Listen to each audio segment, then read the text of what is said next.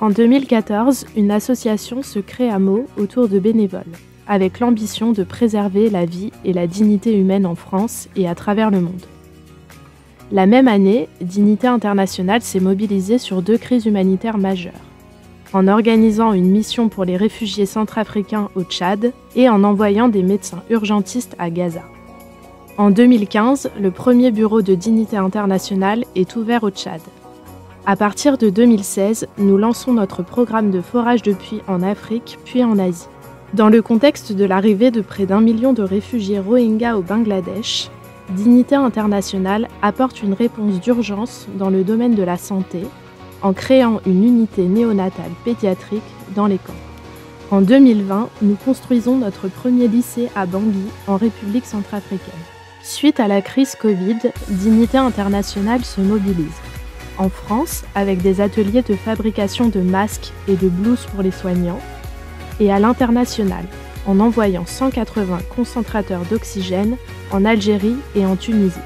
1 an plus tard, la création du complexe Dignité Internationale au Tchad voit le jour, regroupant un orphelinat, une école primaire, un collège, un lycée et un centre de santé avec une orientation mère-enfant et lutte contre la malnutrition. En 10 ans, la petite association meldoise est devenue une ONG mondiale, soutenue par plus de 80 000 donateurs et une générosité annuelle de 10 millions d'euros. Nous agissons dans plus de 20 pays, grâce à des centaines de collaborateurs et avec l'ouverture prochaine d'un pôle Social France fin 2024. Depuis 2014, Dignité Internationale, c'est plus de 10 millions de repas distribués, plus de 6 000 puits creusés, plus de 25 000 personnes soignées et plus de 3 000 personnes accompagnées vers l'autonomie. L'année 2023 a été une année marquée par les urgences humanitaires. Turquie, Soudan, Libye, Palestine. Lorsqu'un séisme a touché le Maroc en septembre 2023, Dignité Internationale s'est immédiatement engagée pour soutenir les populations sinistrées. Bienvenue ici au Maroc, nous sommes dans la région de Tiksit. Nous avions déjà effectué un certain nombre d'opérations pour distribuer des colis alimentaires qui permettront à des familles qui ont été sinistrées, comme vous le savez malheureusement par le séisme, de pouvoir s'alimenter. Continuez de participer à ce type d'action. Des colis alimentaires qui sont composés, comme vous voyez, de sardines, de thé, de sucre, de semoule, de vermicelles, d'haricots et bien d'autres condiments de première nécessité. Merci à vous de continuer d'apporter votre soutien.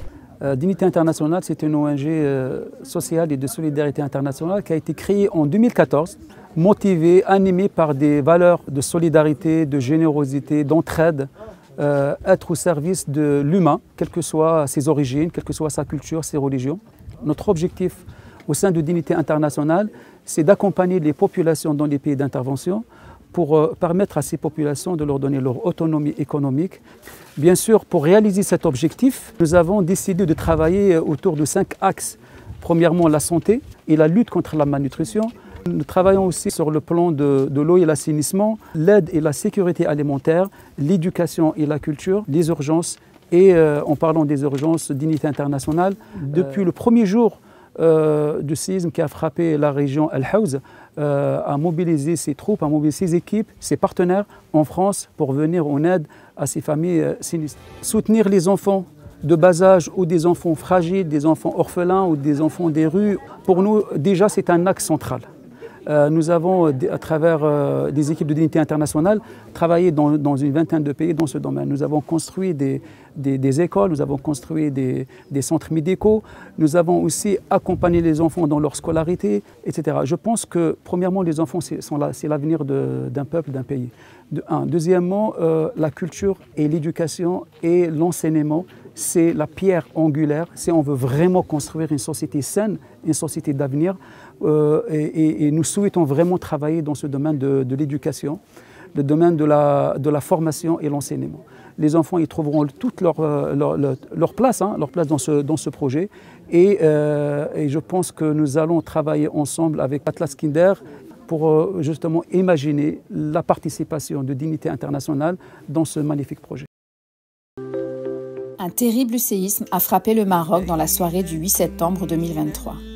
C'est le plus important tremblement de terre enregistré au pays. L'épicentre du séisme se trouve dans le Haut Atlas, au sud-ouest de Marrakech. Le bilan provisoire, publié le 27 septembre par le ministre de l'Intérieur, fait état de 2960 morts et 6125 blessés. Sa Majesté s'est rendue au chevet des survivants. Le roi Mohamed VI a fait un don de sang.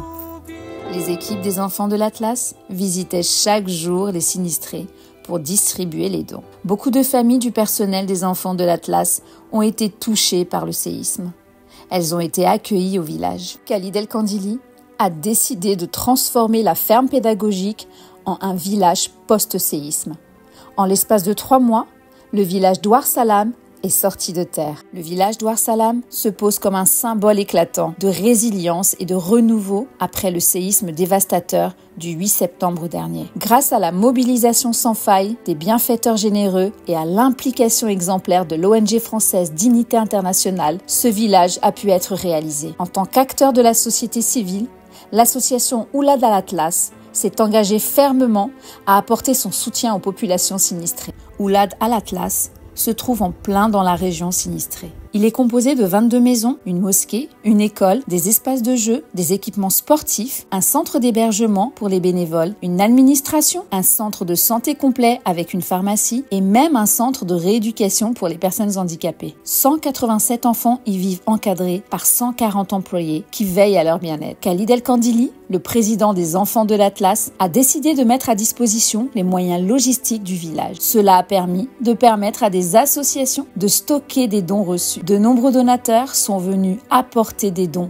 pour les enfants de l'Atlas et pour les familles sinistrées.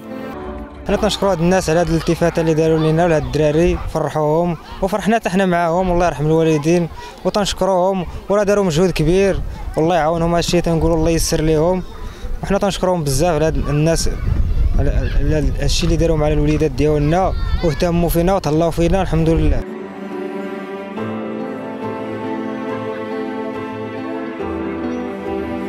فرحنا وفرحوا وليداتنا جينا فرحانين من قلبنا وليدي فرحانين جايين فرحانين حنا وليداتنا.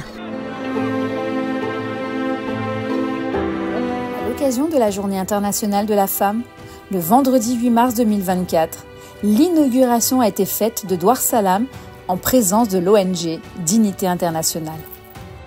Cet événement a été marqué par un vibrant hommage rendu à 2 jeunes de Meaux en France, Samira et Younes, qui ont tragiquement perdu la vie lors du terrible tremblement de terre survenu pendant leur lune de miel à Marrakech. Une allée du village de Douar Salam a été nommée en leur honneur. C'est pour la famille de Samira et Younes, comme quoi يعرفوا راه عندهم بلاصه التواجد ديالهم في الأطلس كاين داروا الله يرحموا عليهم ان شاء الله. ان شاء الله. الله يبارك.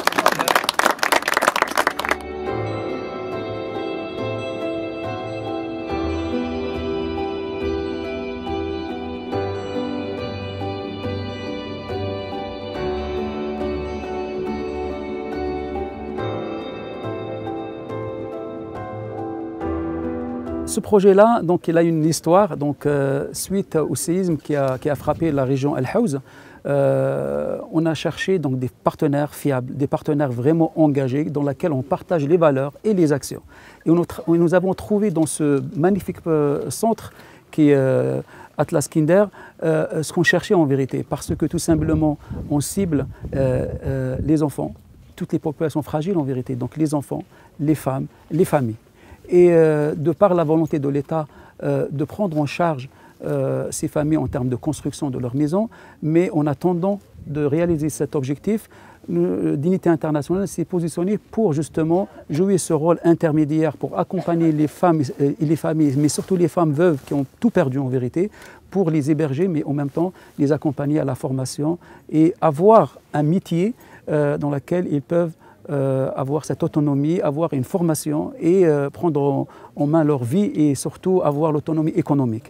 Je pense que si on arrive à réaliser ces 3 objectifs, on peut asseoir et rendre la dignité à ces femmes sinistrées et ça sera une fierté pour nous. Et en même temps, je précise que de par la direction d'Atlas Kinder, nous avons travaillé, nous avons discuté sur l'idée de renforcer les orphelins, les enfants qui sont vraiment fragiles et sont l'avenir de nos pays. Et donc ce travail-là d'accompagnement des enfants, d'accompagnement des orphelins, c'est un travail central pour nous. Et je pense qu'on partage la même mission que Atlas Kinder.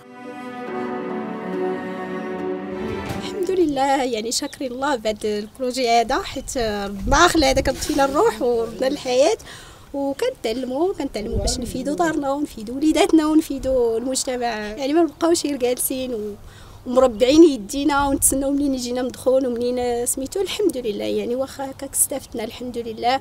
وكاينين المؤثرات اللي كيعلمونا زعما في المستوى وعندهم الخاطر وعندهم الصبر الحمد لله. حنا كنقراو 3 ايام في السيمانه. كاين المهم كاين فصاله وخياطه، كاين العمل اليدوي المهم بحال هكا العقيق الرنده. Président d'Atlas Kinder a eu l'occasion à Meaux de remercier Dignité Internationale et le maire Jean-François Copé pour leur soutien aux victimes du séisme. Et puis je voudrais aussi vous dire que de l'autre côté de la Méditerranée en question, le Maroc, pour nous, c'est pas n'importe quel pays. Il y a un lien indéfectible, indestructible entre la France et le Maroc, qui dépasse d'ailleurs les événements de tel ou tel. Et comme tu l'as dit, Waïd, à juste titre, on a été bouleversé par le tremblement de terre, par la catastrophe qui a suivi. On s'est mobilisé, c'était normal. Nous, on s'est mobilisé aussi pour coordonner, tu l'as dit, les secours. Et c'était pour nous extrêmement important d'être aux côtés de nos amis marocains dans cette tragédie.